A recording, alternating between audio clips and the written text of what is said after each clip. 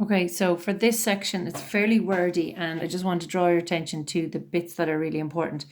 Now, you could read through this and make sense of it anyway, but just in case. Okay, so this is about margin of error and confidence intervals. So there's a few little steps along the way. First thing we have to do is establish what is a population. So just to make a difference here between the use of population in, say, the likes of geography, when you're talking about of a country, whereas in statistics, it's talking about the group of people that you're studying, or group of animals, or whatever it is that you're studying, okay? If I'm studying attitudes or something about Leaving Cert students, all of the population are all the Leaving Certs in the country. And then I will take a sample out of that. So you will have studied in other chapters in statistics the benefits of using a sample. So it saves time, saves money. How you take your sample then will have an effect on how relevant your data is and how you possibly could make a prediction. So this is kind of tying this in. This area is called inferential statistics. So we're trying to analyze our statistics and then infer whether it's reliable or not, and how you could actually use this to get information about the full population. So how reliable your sample is and how the size of your sample will have an effect on how you can use your study and your data to make predictions about the whole population. Okay, so the only thing that takes in the whole population is the census.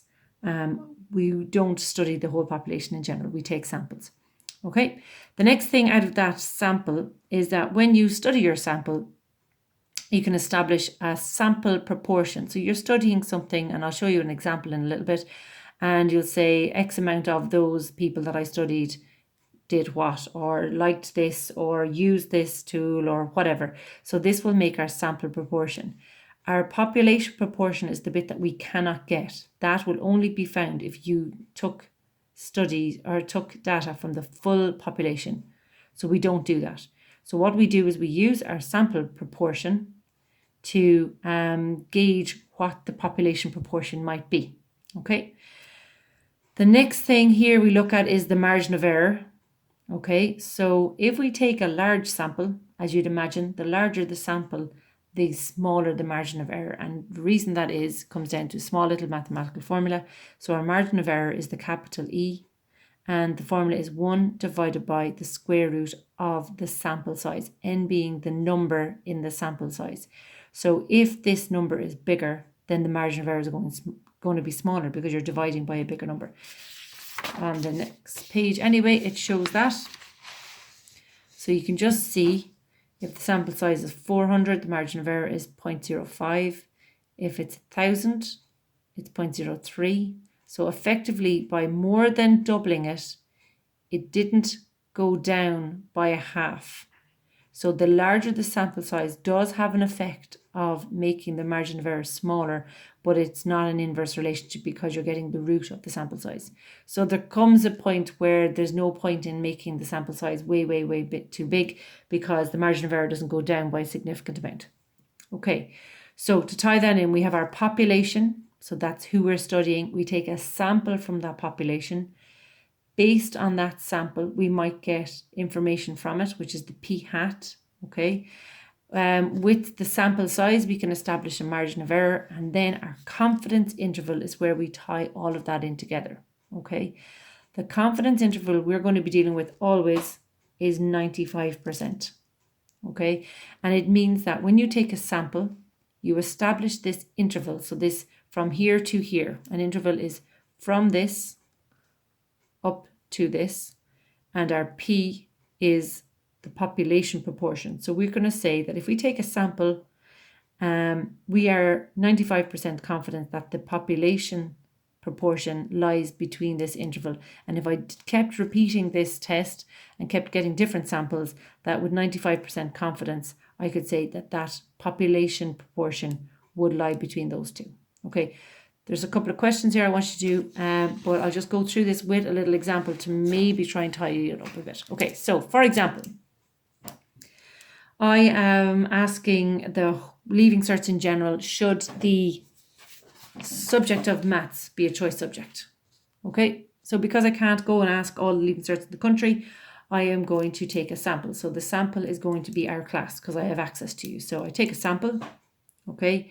It's not a simple random sample, so that would not be a good example of how to take a sample. But let's go with it.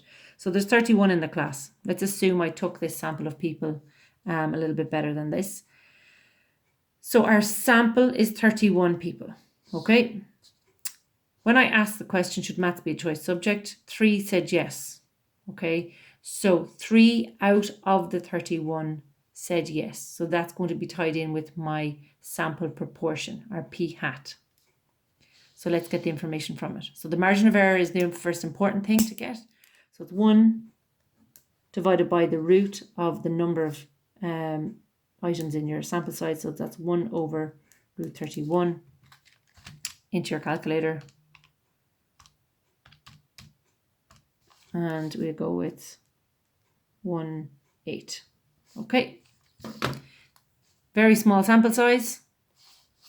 Large margin of error. Sorry, that's 0.18. Okay, you can see that there.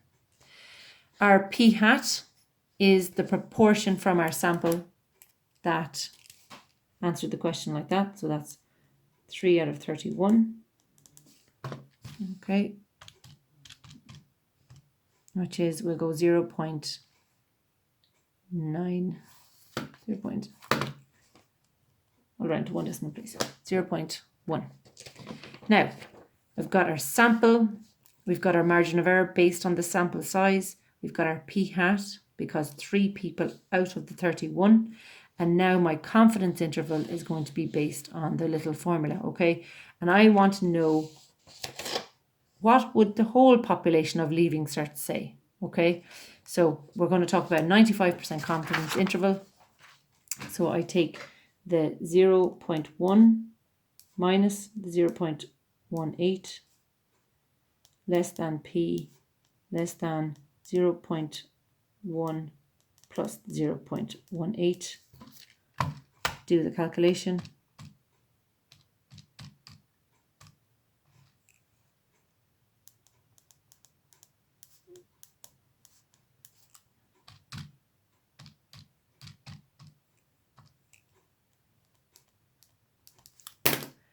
And that's not great here because we have a negative number. So there goes to show the sample size being very small had an effect on the maths.